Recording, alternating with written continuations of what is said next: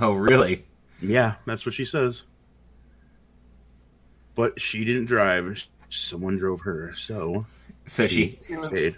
She was stuck there. She had to watch the whole movie. I have never walked out of a movie before. Not in the theater. Neither have I, but the closest was when I saw Cool World, which was one of the worst. Oh, I'm very sorry. Yeah. My condolences. It was a double date, which is the only reason I didn't walk out. You would have walked out with 3 other people. Yeah. And it would have been worth it, really. Oh, dear. Yeah, I mean, I've rage quit movies before, but, like, that's because I'm watching them for free. Like, I very infamously rage quit John Cena's The Marine. Me and my college roommate were watching it, and we got to the scene where the gas station blows up and he emerges without a scratch. I'm like, nope, done. I immediately turned the channel. And he's just laughing. He's like, oh, come on, man. He hated it too, but, like, he was just busting on me. But yeah. So what you're saying is the Marine will not be on a cinematic? No. I might have to be 2 episodes to do all the Marine movies. I might review some bad movies, ironically, but that will not be one of them. Just throwing that out there. Sorry, anybody out there who wants me to review the Marine. I don't think that will happen. So, some other fun stuff about Star Wars. This is a franchise that created iconic characters. Who out there doesn't know who Luke Skywalker is? You don't even have to be a Star Wars fan to know who Luke Skywalker is. Nope. Everybody knows Luke Skywalker, Han Solo, Princess Leia, Chewbacca, C-3PO, R2-D2, Darth Vader. I mean, I don't want to go too crazy. I don't think everybody knows Boba Fett, despite his underground popularity. But he might have an underground personality. But yeah, but everybody knows. Oh, yeah. Boba Fett's EU. Yeah. It's so funny. He escapes, gets captured, and then goes. Oh, it's hilarious. One thing I do want to talk about is how the special editions did improve some of the parts of the films. Like, my favorite special edition change was Cloud City. I think that they made Cloud City look perfect. It does kind of stand out a little bit against a 1980 backdrop, but it looks great. Changes I wasn't a big fan of. The Mos Eisley thing tried too hard to be funny instead of just making the city bigger. Yeah. And the one shot that really pissed me off is when the land speeder's pulling up and the stormtroopers are stopping them. One of the big CGI things walks right in front of the camera, and I thought that was completely unnecessary. Yeah. Another big change, actually, I think Empire benefited the most because they made that change to the, what was the name of the actor who originally played the Emperor? The Clive something. I can't remember the last name without looking it up. No. But it was a woman with chimp eyes in a hood with a dubbed voice was the original Emperor, and it just looked awful. So the fact that they just recorded new footage and used Ian McDiarmid was perfect. I can agree to that. They added Dash Rendar ship, making Dash Rendar canon. Yes, they did. Shadows of the Empire is canon, damn it.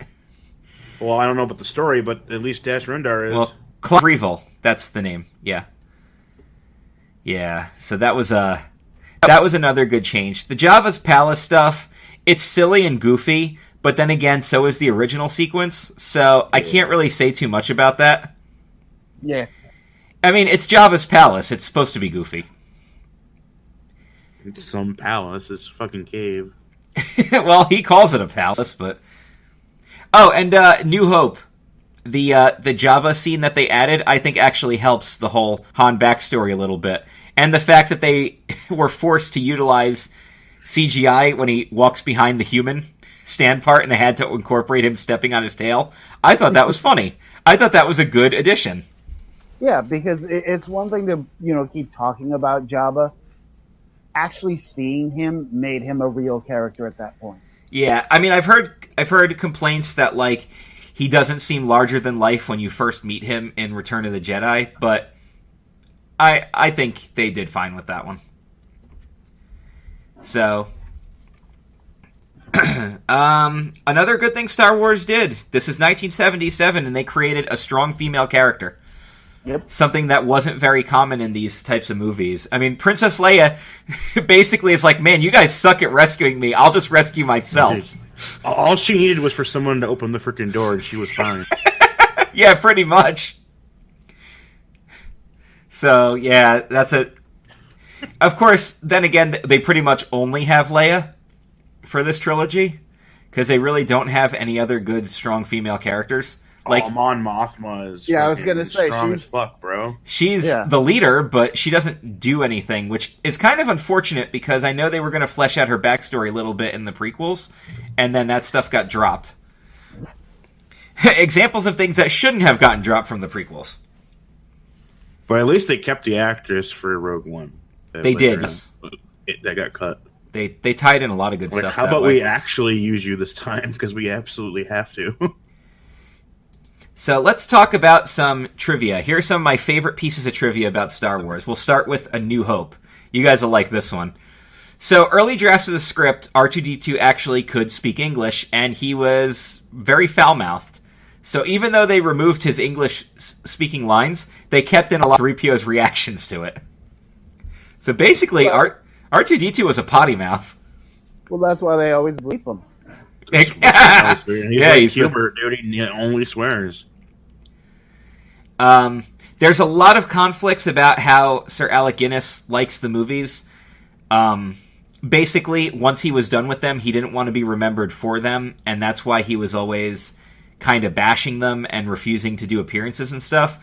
But it was like some of his last work, right? Yeah. But there's a lot of talk that he was actually quite pleasant to work with. He was very easy to work with. He was very professional to work with.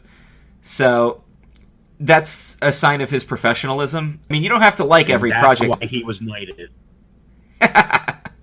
Well, also, I look at it this way. Look at what the movies he was in before he did Star Wars. He was in Bridge Over the River Kwai. Right.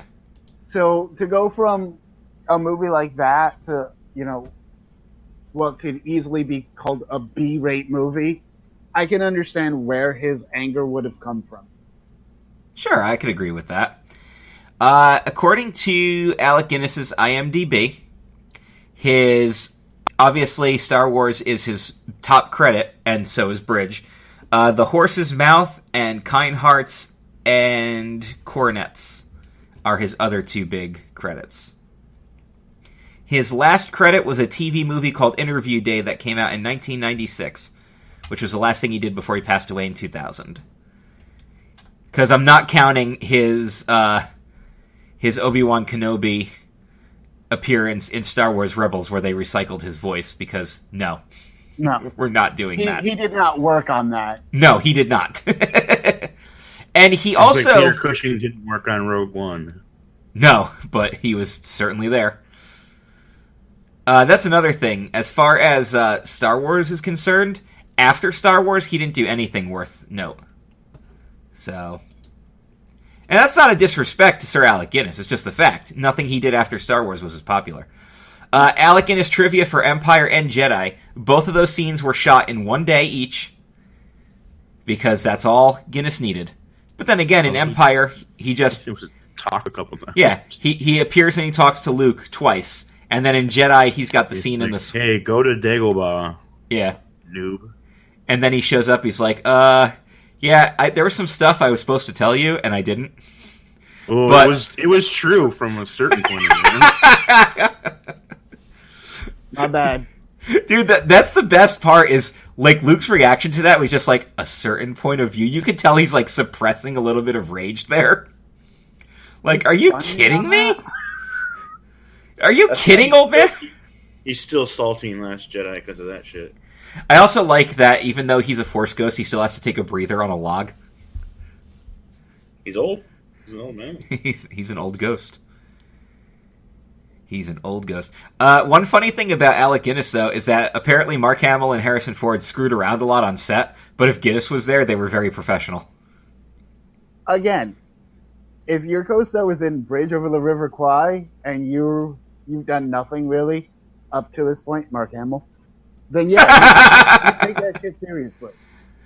Harrison Ford had done quite a bit up until that point, but he wasn't a big name. So when Harrison Ford was just like, I was a carpenter. I'll hit you with a hammer, old man. Yeah. Hamill and Fisher got made by these movies. Oh, without a doubt. And not that Carrie Fisher hasn't been in like good stuff other than Star Wars. She was in Blues Brothers, by dudes. She was in The Burbs. Yes, she was. That's a great movie. She was also in Amazon Women on the Moon, which the only reason I acknowledge that movie at all is because the title spoof of that is my favorite Futurama episode, Amazon Women in the Mood. I mean, she did When Harry Met Sally. She was uncredited, but she was there.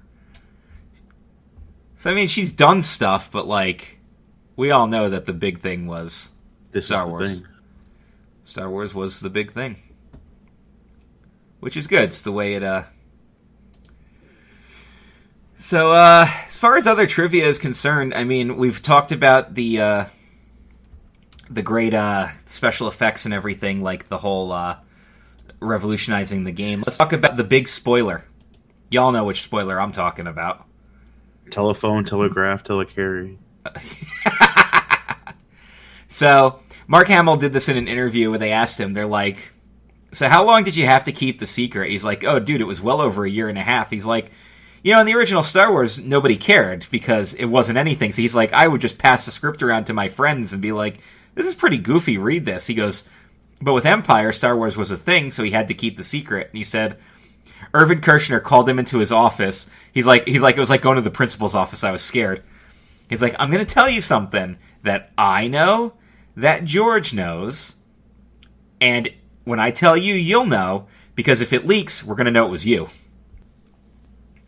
And before this, the secret was going to be that Obi-Wan killed his father. Right, that was the big twist, was Obi-Wan killed your father. Everything after that would say the same. You'd say no, and Vader would be like, look inside yourself, you know it would be true. Yeah, the whole thing was played exactly the same. In fact, the only other people who knew were Lawrence Kasdan and James Earl Jones. Everybody, those were the only 5 people that knew up until the premiere. And did you ever hear... People that had to know because they had to at least they had to say the words. The director, the script writer, the creator, and the 2 people in the scene. Even David Prowse didn't know. In fact, he was actually pretty pissed off about that. James Earl Jones just believed that Darth Vader was lying and didn't think it was actually going to be true. That's also partially what I think about in Last Jedi, is that he was lying. Oh, Kylo? Yeah. And he could be just lying to manipulate. Well, we'll find out at the end of this year.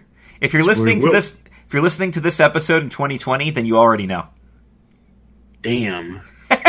Everyone knows I'm a fucking idiot. One of my favorite pieces of trivia about Empire is that all of Mark Hamill's outside shots were done during an actual blizzard, and they were shooting him from inside the comfort of the hotel. So basically, they sent Mark Hamill out into a blizzard to get all those shots of him struggling on Hoth, and they just sat inside the warm hotel. That's awesome. Damn. That's actually kind of balls, but yeah. But also kind of baller. Exactly. But my favorite part of trivia about the I Am Your Father... The I Am Your Father thing is after the premiere, Hamill said Harrison Ford was sitting right in front of him, and he turned around and he just went, "Hey, kid, you didn't fucking tell me that." Good old Harrison Ford. He wasn't even in on it. Nobody was in. Yeah, a lot of people weren't in on it. Literally the 5 people that had to know before the movie was done. And then with Jedi, of course, the biggest trivia piece there is the whole... as Dan mentioned earlier, the babyface turn, right? Yeah. They actually switched the music, so they play the Jedi theme over Darth Vader. And we haven't even talked about how baller the music is yet. Oh, well, yeah, we could talk about that right now. John Williams' best work. Anybody want to disagree with that one? I don't know, John Williams did some fucking great work elsewhere, though, so... Sure, why not? but these scores are You could literally hear like 10 of the songs and people immediately know it's from